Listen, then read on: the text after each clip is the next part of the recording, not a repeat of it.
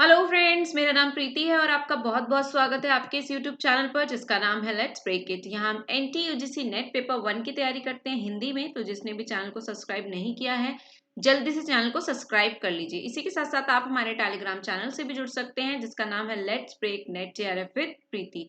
इसका जो लिंक है वो मैं डिस्क्रिप्शन बॉक्स में दे दूंगी इस वीडियो के। और यहाँ पर जुड़ना इसलिए ज़रूरी है बिकॉज यहाँ हम क्लास से रिलेटेड रेगुलर अपडेट और साथ ही साथ इसके नोट्स जो है हमारी क्लास के वो यहाँ पर आपको इस टेलीग्राम चैनल पर प्रोवाइड कराए जाते हैं। और आज का ये क्लास हमारा थोड़ा स्पेशल है। ये आपकी मैराथन क्लास है, मिनी मैराथन क्लास है। किसके ऊपर? आईसीटी। आईसीटी से पहले हम 4 क्लास के अंदर आईसीटी को खत्म कराए हैं, यानी कि फिनिश कर दिया हमने। एग्जाम ओरिएंटेड जितना भी एग्जाम की दृष्टि से आपका इंपॉर्टेंट चीजें थी वो सारे टॉपिक्स हमने वहां पर कवर किए। और जो है अब जो है हम क्या करेंगे, अपने आप को एनालाइज करेंगे कि हमने जो टॉपिक्स पढ़े हैं वो जो है आपके क्वेश्चंस उनसे बन रहे हैं या नहीं बन रहे हैं आपके। तो वो यहाँ पर जरूर एनालाइज कीजिएगा। और जिसने भी वो आईसीटी की क्लासेस नहीं देखी है, 4 ही 5 में, बहुत लंबी चौड़ी क्लासेस नहीं है, हाफ ऑफ एन आवर की है, मतलब आधे आधे घंटे की है। तो उसमें सारे टॉपिक्स आपके कवर हुए हैं जो भी आपके एग्जाम के नजरिए से इम्पोर्टेंट हैं। तो वो जरूर देखिएगा आफ्टर दिस वीडियो। तो चलिए शुरू करते हैं। ये यहाँ पर हमने जो है आईसीटी के पीवाईक्यूज यानी पुराने प्रश्न पत्र और साथ ही साथ एक्सपेक्टेड क्वेश्चंस यानी कि ईक्यू यानी संभावित प्रश्न रखे हैं। अभी जो है हम कुछ भी नहीं छोड़ेंगे और सब चीजों को कवर कर लेंगे ताकि आपके एग्जाम की जो है तैयारी हो जाए। चलिए तो शुरू करते हैं और चलते हैं पहले प्रश्न की तरफ। क्वेश्चन नंबर 1 है हमारा, इसमें से कौन सा फाइल प्रकार कार्य को छाया बिंदु रेखन नहीं है?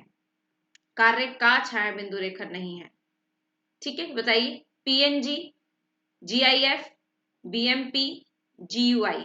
ये जो है आपके मतलब किस उसके अंदर मतलब जीयूआई जीआईएफ ये जो होते हैं, मतलब हमारे पीएनजी जो इमेजेस होती हैं वो किस फॉर्म में नहीं होती है ये पूछ रहा है। तो पीएनजी में नहीं होती है, जीआईएफ में नहीं होती है, या फिर बीएमपी में नहीं होती है, जीयू आई में नहीं होती है। तो आंसर है ऑप्शन नंबर डी। डी यानी कि GUI। ऐसा कोई भी जो है फॉर्म नहीं है जिसके अंदर मतलब GUI करके कोई ऐसा फॉर्म नहीं है जिसमें इमेज आती हो, या फिर कोई फाइल प्रकार छाया, छाया मतलब कि फोटोग्राफ की बात हो रही है, इसके अंदर आता हो। बाकी पीएनजी जीआईएफ तो आप जानते हैं, पीएनजी भी होता है और उसी के साथ साथ बीएमपी भी होता है। ये जो है आपका 2014 का यानी कि 2014 का है क्वेश्चन, ठीक है ना। 2014 का पीवाईक्यू है ये आपका, ये 14 में पूछा गया है आपसे, ठीक है। पीवाईक्यूज भी कर रहे हैं साथ में एक्सपेक्टेड, तो मैं बताती चलूंगी कौन से ईयर का है। तो इसका ऑप्शन नंबर डी करेक्ट है। चलिए प्रश्न संख्या 2, प्रथम वेब ब्राउजर है, ये हम सब अपनी क्लास में कर कर आए हैं। कौन सा वेब ब्राउजर है देखते ही आपको पता चलना चाहिए। Internet explorer, Netscape, world wide web, Firefox. क्या है इसमें से? तो option number C. I hope सभी को ये पता होगा, जिसने भी क्लास देखी है उनको पता होगा कि वर्ल्ड वाइड वेब के बारे में जो है ये कौन सा है हमारा पहला जो है वेब ब्राउजर है। इसके बारे में प्रॉपर हमने क्लास की थी, जिसने भी नहीं की है तो वो देखेगा जरूर, क्योंकि यहाँ से क्वेश्चन बन जाता है। कब हुआ था, कौन सा इसका मतलब इसका सन कौन सा था, किसने किया, ठीक है ना। प्रथम वेब ब्राउजर, तो इसका आंसर है option number C, world wide web, ठीक है, वेब। अगला क्वेश्चन नंबर 3, निम्नलिखित डोमेनों में किसे लाभकारी व्यापार हेतु प्रयोग किया जाता है? ये भी हमने किए थे, डोमेन्स नेम हमने किए थे, आपको याद होगा। हमने कुछ डोमेन्स के नाम दे दिए जाते हैं, जैसे एजुकेशन से रिलेटेड अलग होता है, आर्मी से रिलेटेड किया था हमने, और लाभकारी व्यापार के उससे भी किया था, ऑर्गेनाइजेशंस के उसमें भी किया था।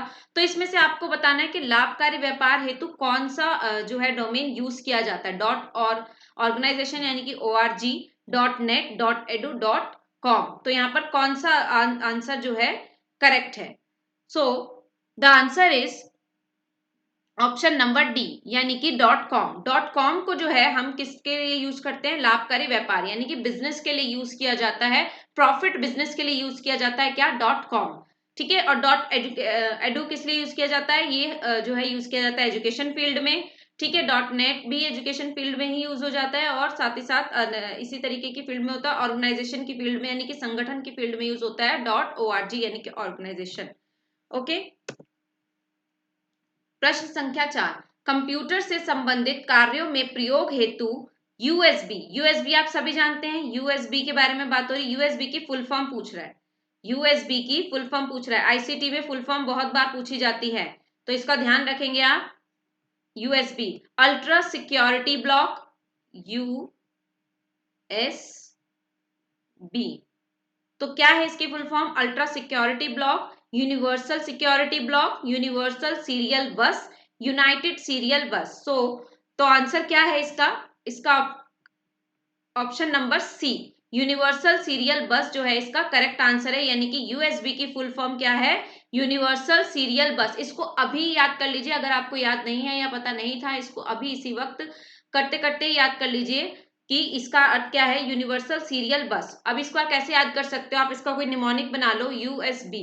ठीक है, यूएसबी क्या करती है? कनेक्ट करती है ना यूएसबी, आप ठीक है ना, यूएसबी क्या करता है? कनेक्ट करता है दो आपस में चीजों को। ठीक है, तो बस से आप उसको कनेक्ट कर सकते हो। सीरियल बस, सीरियल क्या है? सीरियल वाइज लगी हुई है, तो कनेक्ट कर रहा है एक दूसरे को। इस तरीके से आप याद कर सकते हैं। यू से यूनिवर्सल हो गया, एस फॉर सीरियल, और बी फॉर बस हो गया। क्वेश्चन नंबर 5, निम्नलिखित में से कौन सा 1 अरब यानी बिलियन कैरेक्टर प्रदर्शित करता है? याद है आपको, हमने किया था एमबी यानी कि मेगाबाइट, टेराबाइट, किलोबाइट, गीगाबाइट। तो जो 1 अरब को यानी कि बिलियन को प्रदर्शित करता हो कैरेक्टर्स को, यानी कि हमने किया था ना कि 1 एमबी में कितना होता है, सॉरी 1 केबी में पहले देख लेते हैं। किलोबाइट में 1 केबी के अंतर्गत कितने मेगाबाइट्स होते? 1 केबी जो है, केबी मेगाबाइट से बड़ा होता है, तो ये इसमें कितने होते हैं? 0 to 4। इस तरीके से एमबी बनता है, ये ऐसे करके इसको चलता है। तो इस तरीके से 1 अरब यानी कि बिलियन कैरेक्टर्स को जो प्रदर्शित करे, वो इनमें से कौन सा है? टेराबाइट, मेगाबाइट, किलोबाइट या फिर गीगाबाइट? तो इसका आंसर है option number D. Option number D, gigabyte को ये क्या करता है, यानी कि जीबी। जीबी हम यूज करते हैं ना अपने फोन में, आपके फोन में जो है, आपका फोन क्या होता है? जीबीज में यूज होता है ना। आपके फोन में कितनी मतलब कितनी कैपेसिटी है, वो कितना स्टोर कर सकता है चीजों को, तो जीबी में आता है ना। 8 जीबी, 16 जीबी, 32 जीबी, 64 जीबी, ऐसे इस तरीके से चलता है। ठीक है, तो गीगाबाइट, तो जो 1 अरब को प्रदर्शित करता है वो क्या है? गीगाबाइट। बढ़ते हैं आगे। और अगर मैं बता दूं आपको, ये 2017 का आपका क्वेश्चन है, 2017 का पीवाईक्यू है। ठीक है, 2017 में पूछा गया है, ये पीवाईक्यू है आपका। ठीक है, साथ साथ आप इसको देखते चलिए, क्या हमने ये क्वेश्चंस नहीं किए हैं? हमने ये चीजें कराए हैं। वेब पृष्ठ पते के लिए क्या नाम है? प्रश्न संख्या 6, वेब पृष्ठ पते के लिए क्या नाम है?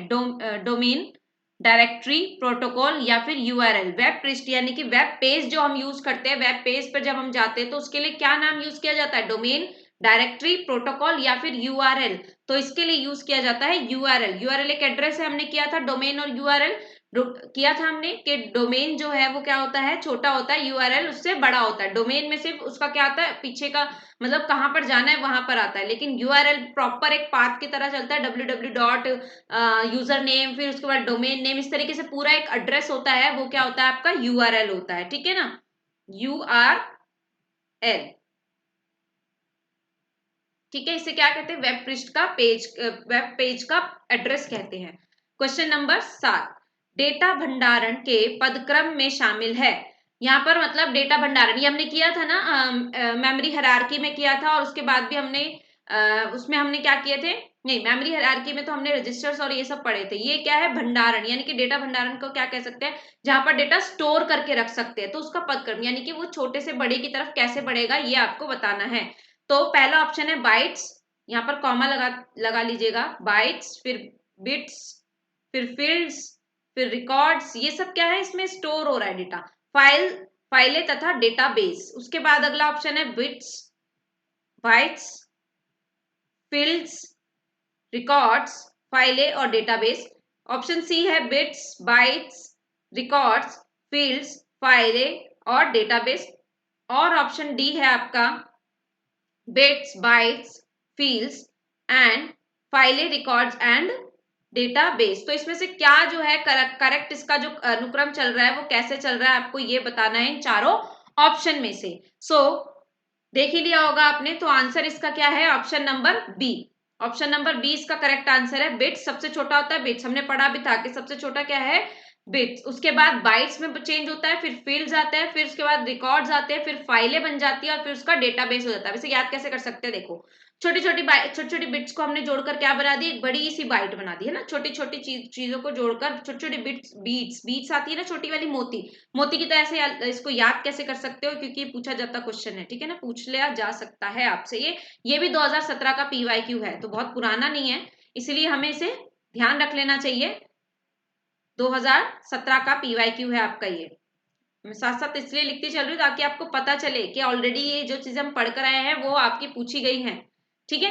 तो बीट्स होती है ना, छोटे छोटे मोती, वो क्या करते हैं, उनसे मिलकर बना दी हमने पूरी एक बाइट, ठीक है, पूरी एक बाइट बना दी। और उसको क्या कर दिया हमने, उसको फील्ड्स में जो है यूज किया। फिर उसके हमने क्या किए, उसके रिकॉर्ड बनाए हमने, मतलब रिकॉर्ड बना दिया। इतनी सारी हमने बाइट्स बना दी उसकी, मतलब छोटी छोटी बीट्स की इतनी सारी बाइट्स बना दी कि उसका रिकॉर्ड बना दिया। और फिर क्या होने लगी, उसके उसके ऊपर फाइलें लिखी जाने लगी। और फाइलें जब बहुत सारी आ गई तो क्या हो गया, उसका डेटा जो है, डेटाबेस, उसका डेटा रखने के लिए हमें क्या चाहिए, चाहिए होने लग गया, डेटाबेस की जरूरत होने लगी। तो इस तरीके से आप कुछ भी निमोनिक बनाकर अपने माइंड में इसे सेट कर लीजिए। यही सीरियल है, इसका सीरियल है, इसका सीरियल याद रखना है, सीरियल ही अक्सर पूछा जाता है। तो ऑप्शन नंबर बी इसका करेक्ट है।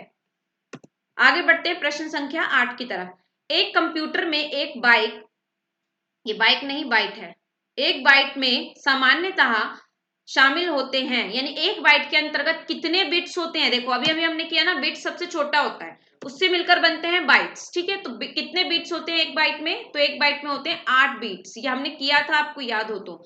8 बीट्स मिलकर बनाते हैं एक बाइट, ठीक है ना। ऐसे कर सकते हो, 8 छोटे छोटे बीट्स मिलकर, छोटे छोटे माला, मोतियां मिलकर बनाती है एक बाइट, एक माला, ठीक है। उनको हम, उनका क्या करते हैं, हम फील्ड वर्क करते हैं उनके साथ, मतलब काम करते हैं उसके अंदर। उसका फिर क्या बन जाता है, रिकॉर्ड बना देते हैं हम, इतने सारे वो बनाते हैं। और फिर उसके लिए क्या करनी पड़ती है, हमें फाइलें रेडी करनी पड़ती है। और फाइलों को रखने के लिए हमें क्या करना पड़ता है, वो मतलब इतना डेटा हो जाता है हमारे पास कि उसके लिए हमें क्या चाहिए होता है, बेस चाहिए होता है रखने के लिए। इस तरीके से आप याद कर सकते हैं। और ये है आपका कितना, एक बाइट के अंदर कितने बिट्स होते हैं, 8 बिट्स होते हैं। अगला प्रश्न है 9। निम्नलिखित में से कौन निवेशी, ये एक साथ है, निवेशी ये बड़ी मात्रा है, ई हटा दीजिए। निवेशी यानी कि इनपुट डिवाइसेस के बारे में बताना है आपको। इनपुट और आउटपुट, दो टाइप की डिवाइस होती है हमारे पास, ठीक है ना। कंप्यूटर के अंतर्गत दो टाइप की डिवाइसेस चलती है, एक इनपुट और एक होती है आउटपुट। इनपुट का मतलब क्या होता है, देखिए जो चीज हमारी वहां पे एक आधी चीज रह गई थी तो मैंने वो जानबूझ के छोड़ दी थी, और उसको आपको यहाँ पर, हम यहाँ पर उसे कवर कर लेंगे। इनपुट डिवाइसेस क्या होती है, जिसके थ्रू हम जो है कंप्यूटर या फिर अपने PC को क्या देते हैं, इंस्ट्रक्शन देते हैं कि अब उसे ये करना है। हमें कोई, मान लीजिए हमें जो है एक प्रिंट निकालना है, तो हम उसको कीबोर्ड से क्या करेंगे, टाइप करके क्या देंगे, उसे इनपुट देंगे कि ये हमें प्रिंट चाहिए। और उसके बाद प्रिंट जिसमें से निकलेगा, प्रिंट मशीन में से, तो प्रिंटर मशीन क्या हो जाएगी आपकी, आउटपुट। क्यों, क्योंकि वो आपको वापस दे, उसको क्या दे रही है, उसका आउटपुट दे रही है। आपने जो इंस्ट्रक्शंस दिए अपने PC को, वो जाते हैं किसके थ्रू, इनपुट डिवाइसेस के थ्रू। और आपको जो उसका वापस में, मतलब आपको जो उसका आउटपुट मिलता है, वो आपको मिलते हैं आउटपुट डिवाइसेस के थ्रू। जैसे कि अब आपको यहाँ पर क्लियर होगा, तो इनपुट डिवाइस कौन सी नहीं है, माइक्रोफोन।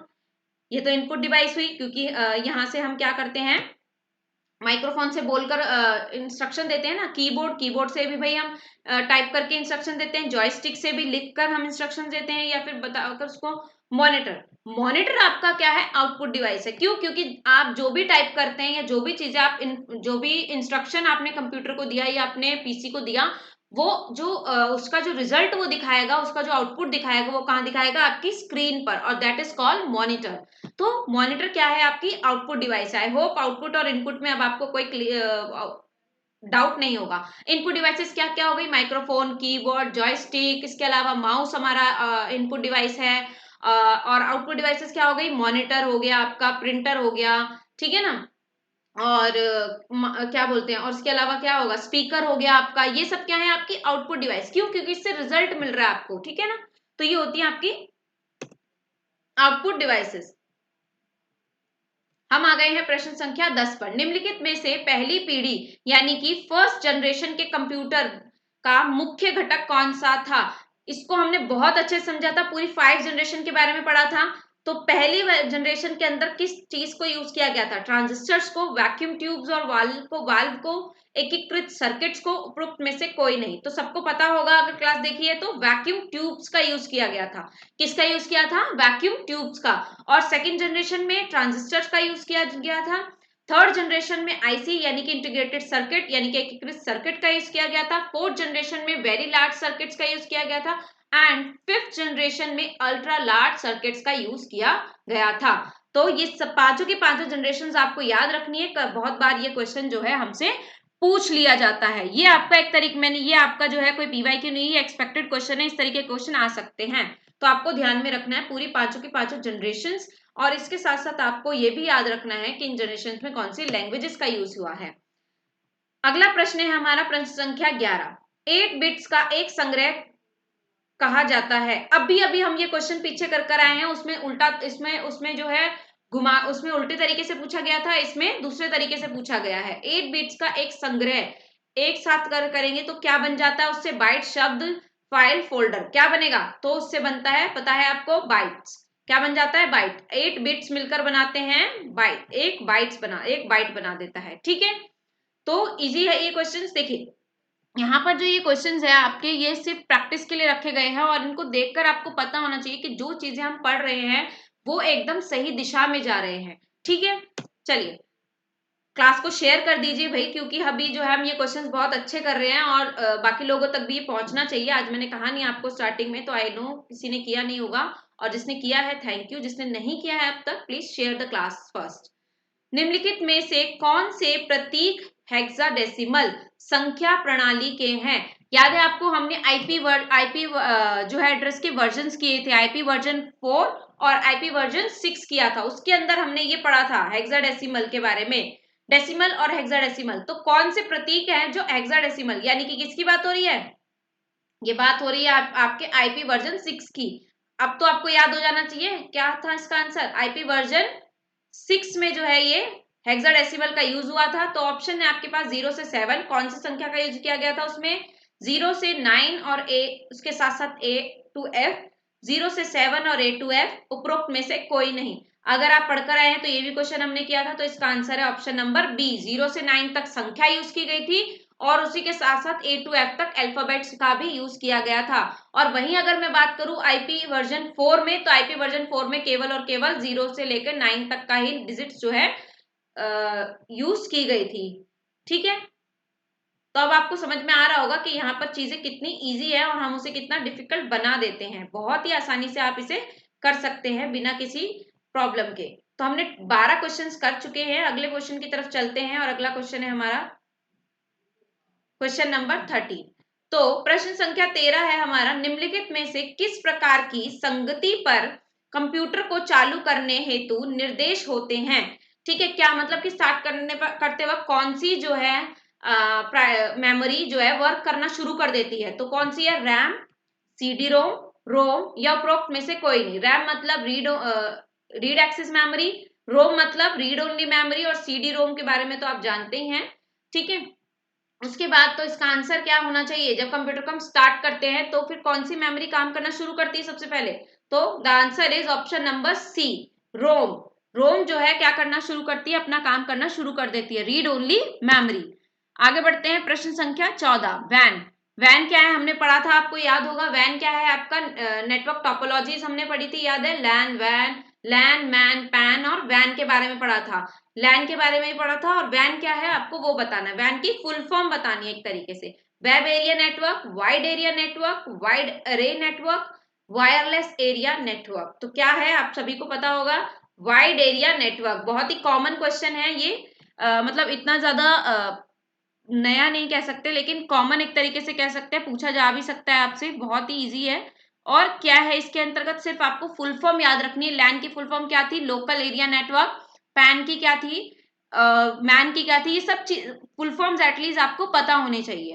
प्रश्न संख्या 15 यानी कि 15। ASCII का अर्थ, यानी कि इसका फुल फॉर्म पूछ रहा है फिर से। American stable code for international interchange, American standard case for institutional interchange, American standard code for information interchange, American standard code for interchange information, यहाँ पर ये इंग्लिश में ही है, इसको हिंदी में भी हम ऐसे ही लिखते हैं, इसलिए मैंने इसको इंग्लिश में ही डाल दिया है यहाँ पर। तो ऑप्शन नंबर क्या होना चाहिए, आपको क्या लग रहा है? ASCII, ये आपका PYQ भी है और ये एक्सपेक्टेड क्वेश्चन में भी रखिए, बहुत इंपॉर्टेंट क्वेश्चन है ये, इसको स्टार लगा लीजिए आप।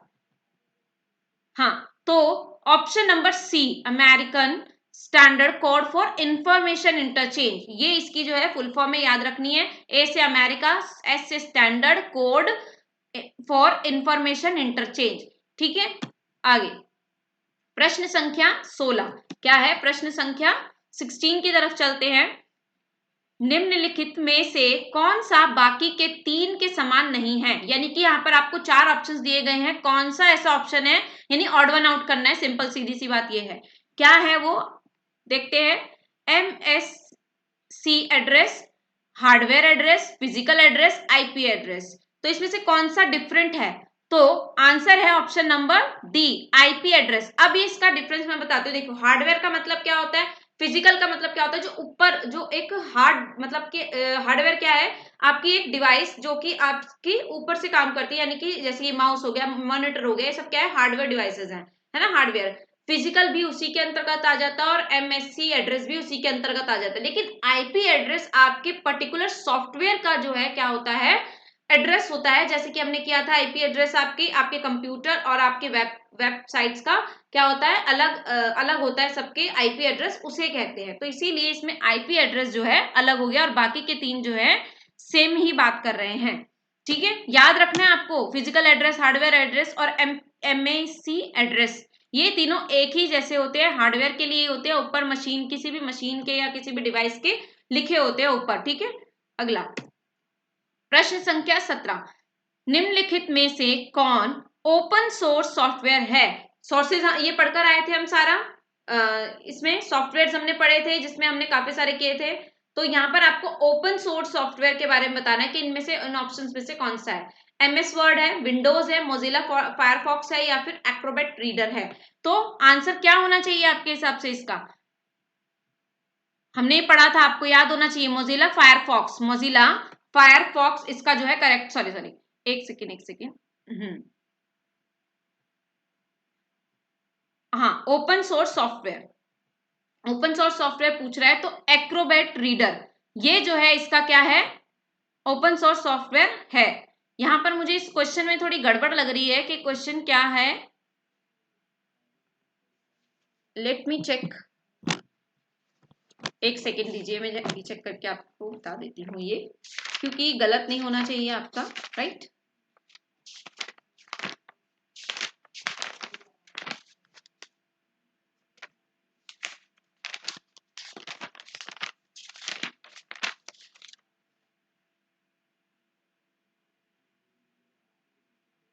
चलिए इसको हम छोड़ देते हैं, टाइम समय नहीं गवाते हैं, इसका जो है ऑप्शन में आपको नेक्स्ट क्लास के अंदर बताऊंगी, क्योंकि यहाँ पर मुझे गड़बड़ लग रहा है क्वेश्चन, मेरे हिसाब से यहाँ पर होना चाहिए था कौन सा ओपन सोर्स सॉफ्टवेयर नहीं है या ऐसा कुछ। ठीक है, इसको जो है हम चेक करेंगे, इसको छोड़ दीजिए। चलते हैं अगले क्वेश्चन की तरफ। क्वेश्चन नंबर 18, निम्नलिखित में से कौन हमें एक ही पत्र, यानी कि एक ही मैसेज या फिर एक ही पत्र को MS वर्ड में विभिन्न व्यक्तियों को भेजने में समर्थक बनाता है? कौन सा ऐसा जो है आपका जो है एक तरीका है या फिर एक है जिससे हम क्या कर सकते हैं, एक साथ बहुत सारे लोगों को अपनी जो है कोई भी इंफॉर्मेशन हमें देनी है, कोई पत्र भेजना है या फिर, तो वो किसके द्वारा भेज सकते हैं? मेल ज्वाइन के द्वारा, मेल कॉपी, मेल इंसर्ट या फिर मेल मर्ज के द्वारा। तो द आंसर इज, आपको सभी को पता होगा आंसर क्या है, मेल मर्ज। मेल मर्ज के द्वारा हम जो है ये किसी को भी, मतलब एक साथ ज्यादा लोगों को मेल मर्ज कर कर हम क्या कर सकते हैं, भेज सकते हैं। तो answer number option number D इसका करेक्ट आंसर हुआ। और ये है आपका 2014 में पूछा हुआ प्रश्न है, यानी कि 2014 का PYQ है आपका ये, 2014। आगे क्वेश्चन नंबर 9, इनमें से एक IP एड्रेस की पहचान कीजिए। अब ये ऑप्शंस आप खुद देखिए ध्यान से, मैंने बहुत अच्छे से यह चीज आपको समझाई थी कि IP एड्रेस में क्या क्या चीजें होनी चाहिए, मैं एक बार फिर से रिमाइंड करा दूंगी, लेकिन अभी पहले आप इसका आंसर दीजिए। और ये क्वेश्चन आपका पूछा हुआ है 2014 के ही एग्जाम, जून के एग्जाम में। ठीक है, जून के एग्जाम में आपका पूछा गया है, PYQ है आपका 2014 जून में जो आपका एग्जाम हुआ था। तो देख ही लिया होगा आपने, ऑप्शन ए है 300.215.317.3 302, ऑप्शन बी है 302.217@417.5, option C 02.50.20.148, option D is 202। अब ये देखो हाइफन का निशान आ गया है यहाँ पर, तो इस तरीके से, तो क्या होना चाहिए आपका करेक्ट आंसर?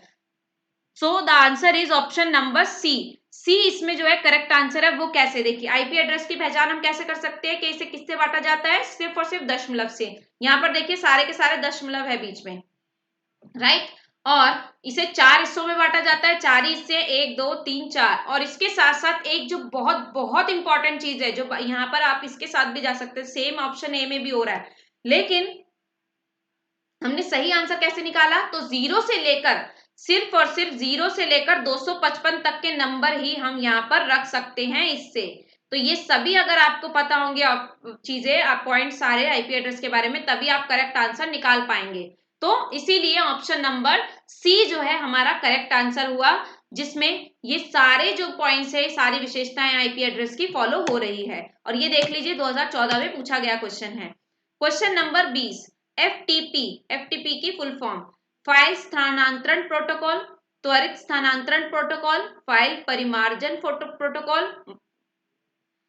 फाइल स्थानांतरण प्रक्रिया। तो आंसर क्या होना चाहिए?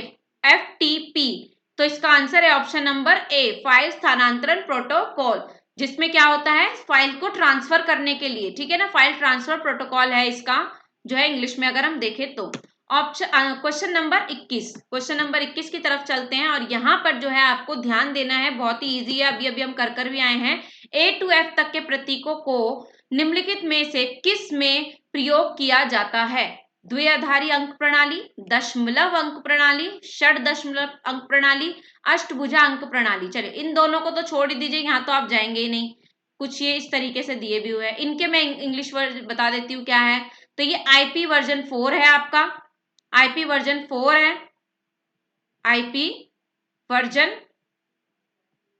4, और ये है आपका आईपी वर्जन 6। तो किसके अंतर्गत ए टू एफ अभी अभी हम पढ़कर आए हैं, ए टू एफ और हेक्साडेसिमल का यूज किया जाता है, तो वो है आपका सही आंसर क्या है? ऑप्शन नंबर सी, षड दशमलव अंक, यानी कि आईपी एड्रेस आईपी वर्जन 6 के अंतर्गत ए टू एफ तक के प्रतीकों का प्रयोग किया जाता है। आई होप सभी का करेक्ट होगा। प्रश्न संख्या 22, फायरवॉल्स क्या है? तो फायरवॉल्स क्या है? ऑप्शंस दिए हुए आपको यहाँ पर, हार्डवेयर और software that sits between a users computer and an external computer, यानी कि प्रवक्ता के कंप्यूटर और बाहरी कंप्यूटर के बीच में जो हार्डवेयर अथवा सॉफ्टवेयर है, वो मतलब एक दीवार के जैसे खड़ा है कुछ बीच में। नेटवर्क लेयर में एड्रेस ट्रांसलेशन के लिए प्रयोग होती है फायरवॉल्स, या फिर नेटवर्क कंजेशन कंट्रोल के लिए प्रयोग होती है, नेटवर्क इंटरफेस कार्ड के भंडारण के लिए प्रयोग होती है। तो क्या है इसका सही आंसर? फायरवॉल्स हम अच्छे से पढ़कर आ चुके, मैंने बहुत अच्छे समझाया था। तो आंसर नंबर ए, यानी ऑप्शन नंबर ए इसका करेक्ट आंसर हुआ। क्या है? हार्डवेयर और सॉफ्टवेयर दैट सिट्स, कुछ कोई ऐसा एक हार्डवेयर या सॉफ्टवेयर कह सकते हैं जो क्या होता है, यूजर के कंप्यूटर के बीच में, यूजर के कंप्यूटर और एक्सटर्नल कंप्यूटर के बीच में हमेशा रहता है, एक वॉल के जैसे काम करता है। वॉल क्या करती है? कोई भी बारिश, आंधी तूफान या फिर कोई भी चीज को आने से अंदर रोकती है ना, वैसे ही फायरवॉल भी यही काम करती है। एक वॉल है, वॉल जो है अंदर एंटीवायरसेस और गलत चीजों को अंदर आने से रोकता है। ठीक है, आगे बढ़ते हैं। अगला प्रश्न है प्रश्न संख्या 23, निम्नलिखित कथनों पर विचार कीजिए। पहला ऑप्शन है WLAN एक वाइड एरिया नेटवर्क है, और ये आपका है 2021 में पूछा गया प्रश्न है, ये आपका PYQ रिसेंट एकदम 2021 के अभी जो एग्जाम हुआ था आपका, उसमें पूछा गया प्रश्न है, और ये भी आपका 2021 का ही प्रश्न है। तो देखिए हमने ये सब पढ़ा है अच्छे से, बस मैं आपको यही बताना चाह रही हूँ, और अपने आप को सही एनालाइज कीजिए। टाइम बहुत कम है आपके पास आपके एग्जाम के लिए, लेकिन वो कम टाइम का भी सही यूटिलाइज होगा तो आप अपने रिजल्ट के बहुत पास है, और उसका सही यूटिलाइज नहीं होगा, अब भी आप इधर उधर भटकते रहेंगे, तो वो समझ लीजिए जो इतना समय मिल रहा है आपको वो भी वेस्ट है। सो ऑप्शन है आपके पास WLAN एक वाइड एरिया नेटवर्क है। केंद्र हब आने वाले डेटा पैकेट को नेटवर्क पर सही डिवाइस को भेजता है। आईपी पता विनिर्माण चरण में ही डिवाइस के लिए निर्धारित कर दिया जाता है। किसी डिवाइस को नेटवर्क से जोड़ने की अनुमति के लिए नेटवर्क इंटरफेस कार्ड की आवश्यकता है। इंटरनेट पर प्राप्त डेटा पैकेटों की राउटर जांच करते हैं। पैकेटों की कौन जांच करता है? राउटर। तो इसमें सही ऑप्शन क्या है आपके हिसाब से? बताइए, ऑप्शंस को ध्यान से देखिए और बताइए कि करेक्ट क्या है। तो यहाँ पे नीचे आपको ऑप्शंस भी दिए गए हैं, उन्हें देखिए क्या है। केवल ए और बी, केवल बी सी डी, केवल बीई और केवल डी ई। तो क्या है इसका करेक्ट आंसर?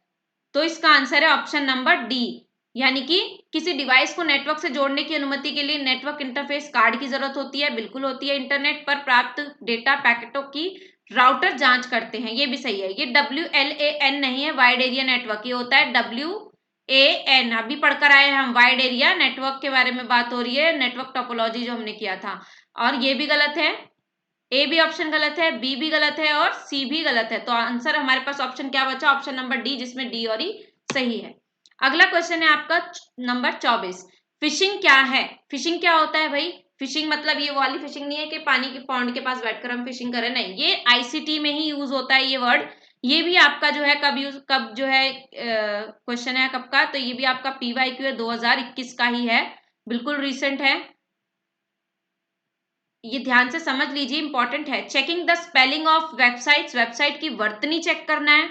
इंटरनेट पर किसी मद की स्वचालित तलाश करना, आंकड़ों को हैकर तक भेजना, या फिर ऑप्शन नंबर डी, कोई व्यक्ति प्रवक्ताओं को वैध प्रतीत होने वाले, सिर्फ प्रतीत हो रहे वैध, लेकिन वो वैध नहीं है, क्या है? गलत है, वाले ईमेल भेजता है, यानी कि फॉल्स ईमेल्स जो भेजे जाते हैं वो। तो क्या है? ऑप्शन ए, बी, सी या डी? तो ऑप्शन नंबर डी इसका करेक्ट आंसर है। फिशिंग क्या होता है? फंसाना ना। फिश को देखो, फिशिंग का मतलब क्या है? पॉन्ड के पास बैठकर उसमें जो है कांटा डालकर उसको फिश को फंसाना। तो उसी तरीके से रॉन्ग ईमेल्स भेजकर क्या करते हैं, ये किसी को फंसाते हैं। आजकल कितना डिजिटल चोरियां हो रही है ना, कि किसी के अकाउंट से पैसे निकल गए हैं, तो वो किसके थ्रू होते हैं? वो ऐसे ही होते हैं। तो क्या है? फिशिंग का मतलब किसी को लगता है, मतलब प्रवक्ताओं को लगता है कि वैध हमें मेल्स भेजे जा रहे हैं, वैध मतलब सही, यानी कि someone sends legitimate looking emails users, ठीक है? तो कोई सही दिखने वाले ईमेल्स होते हैं करेक्ट, लेकिन वो होते नहीं हैं। अगला प्रश्न है प्रश्न संख्या 25। निम्नलिखित में से कौन सा विकल्प ईमेल के URL को सही तरीके से दर्शाता है? ध्यान से देखेंगे, ईमेल के जो हमारा ईमेल एड्रेस होता है, वही पूछ रहा है URL मतलब ईमेल एड्रेस, वो कौन सा करेक्ट है आपको बताना है। सो ऑप्शन है आपके पास www_mail.com, www@mail.com, www@mail.com, यानी कि एक है कैपिटल एक है स्मॉल, दोनों को ध्यान से देखना है। www.mail.com। तो क्या है इसका करेक्ट आंसर? इसका करेक्ट आंसर है ऑप्शन नंबर बी, www@mail.com। ये यहाँ पर जो है इसका करेक्ट आंसर है। यहाँ पर जो है आपके सारे क्वेश्चंस हो चुके हैं। ये आपका पार्ट 1 था, यहाँ पर मैंने आपका पूरा आंसर्स रखे हैं। ये हमारा आज की क्लास में हम 25 क्वेश्चंस करेंगे, और इसका पार्ट 2 जब आएगा उसमें हम लेफ्ट 25 क्वेश्चंस करेंगे, यानी कि टोटल लगभग हम 50 से 60 प्रश्न यहाँ पर कवर कर लेंगे, और उसी के अंतर्गत आपके बिल्कुल तैयार हो जाएंगे अच्छे क्वेश्चंस, और उसके बाद भी हम तैयारी करते रहेंगे। यानी कि ये आपका सिर्फ एक क्या है, इसीलिए मैंने इसका नाम मिनी मैराथन रखा। लेकिन एक भी क्वेश्चन यहाँ पर आपको ऐसा नहीं लगा होगा जो आपके एग्जाम के नजरिए से इंपॉर्टेंट ना हो। तो यहाँ पर आपको बहुत अच्छे से जो है प्रिपरेशन कराई जाती है। मैं फिर बताऊंगी हमारे इस चैनल पर, तो चैनल के साथ जुड़िए और जल्दी से जल्दी सब्सक्राइब कीजिए और अपने दोस्तों के साथ शेयर कीजिए, ताकि वो लोग भी चैनल को सब्सक्राइब करें। और देखिए, शेयरिंग इज केयरिंग बोलते हैं ना, एग्जाम बहुत नजदीक है, तो जब तक आप शेयर नहीं करेंगे तो कोई ऐसा नीडी पर्सन होगा जिसे जरूरत है ऐसे पढ़ने की, तो वो उसका भी ये छूट सकता है। तो प्लीज ज्यादा से ज्यादा शेयर कीजिए मुझे आपके, और साथ ही साथ मुझे आपके मोटिवेशन की भी जरूरत है, जो मुझे किससे मिलती है आप जानते हैं, आपके शेयर करने से, आपके सब्सक्राइब करने से और वीडियो को लाइक करने से। अगर वीडियो अच्छी लगती है तो जरूर लाइक कीजिए, और यहाँ पर आपका कोई भी रिलेटेड डाउट हो इन क्वेश्चंस में, कहीं पर भी कोई प्रॉब्लम आ रही हो, तो आप मुझे अपने कमेंट के थ्रू बता सकते हैं, और आपके 25 में से कितने सही हुए हैं ये भी बता सकते हैं।